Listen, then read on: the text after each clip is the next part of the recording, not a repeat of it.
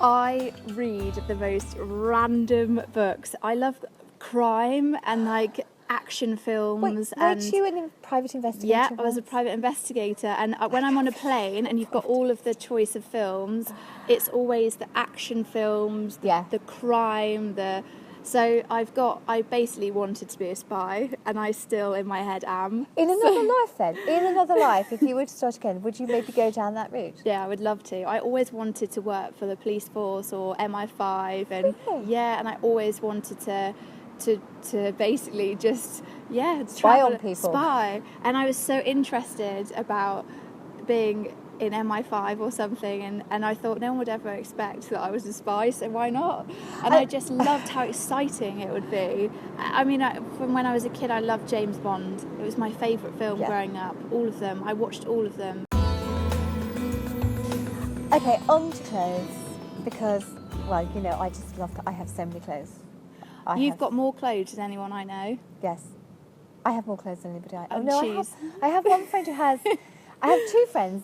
The lovely Viv, who does all the filming with us usually, but who's not here today, she has an awful lot of clothes. But she's one of those people that she puts together the most amazing outfits, and I always look at her and think, I could not pull that off. And she gets them from all over the place. Yeah. So I know at the moment I think your favourite outline is the sort of the little whoosh dress. Yeah, I love those. I love the whoosh dress, but I have to wear mine longer than you because I'm older than you. I just feel that you have to dress in what you love, and I was never a follower of fashion in terms of I would idolise people, but I never had the confidence to pull things off. So this is another fact that some people might not know that follow my channel, that until the age of about 17 I was a goth, so I never wore anything else apart from black. I had no colour in my wardrobe. I had really dark hair with purple in, and just black everything, black nails, black hair, black makeup. And I was so afraid of wearing colour. And I remember the first time I bought a colourful dress and I just felt like a total princess. And now I've gone the complete other way. So I just love dresses, and I try and dress in my shape as well. And sometimes I try and pull myself in at the waist and have a bigger skirt line. I don't always feel comfortable in things that are really, really tight.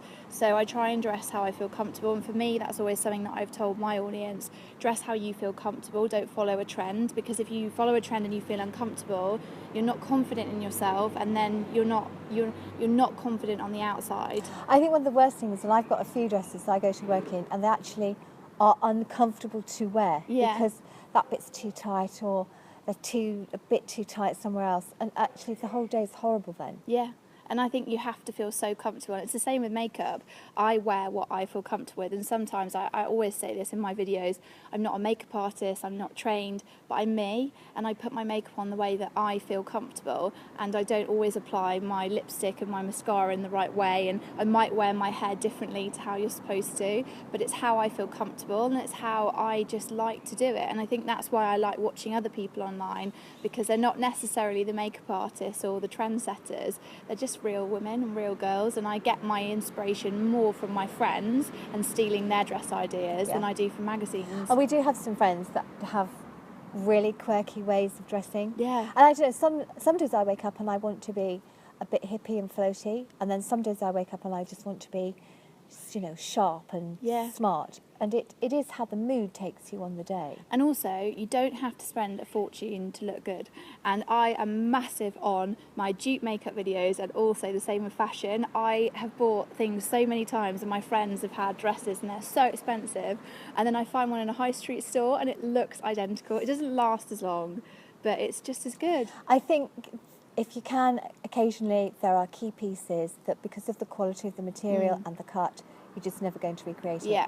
But some of my most favourite things that I've had for the longest, and people say, oh, wow, where did you get that? And it can be from Tesco's, Sainsbury's, especially when they're in the sale, they're like £5. Yeah. One of my favourite things to do as well is, if you have a friend, to swap clothes. And I remember the time when I borrowed your dress and I went away in this amazing neon dress, and it was just the most amazing dress that I would never have worn myself or picked, and I loved it so much, and I borrowed it and I felt amazing. And I do that with some of my friends. I just swap clothes Yeah. and borrow clothes, and you That's wear like things. a new wardrobe, isn't yeah, it? and then you wear things that make you feel totally different, and you try it, and if you love it, you're trying different styles, and I do that all the time. Yeah, actually, clothes swaps are a really nice Yeah. thing to do because Yeah. you're right, you try stuff you wouldn't normally buy. Yeah. But I have to say, the neon dress came out of, I didn't even take it out the packet. It was did still I? in the 'Cause packet, and I I'm nabbed going it. to LA, I really need to. I said, oh, just take that one with you. It's one of my favourites. I love it. I love that bright colour. I should borrow that again. And what about now then? What about the future? Because I know you're doing what you're doing now, but if you had a magic wand and you could just draw what the future would be in, say, 10 years' time, what would it be?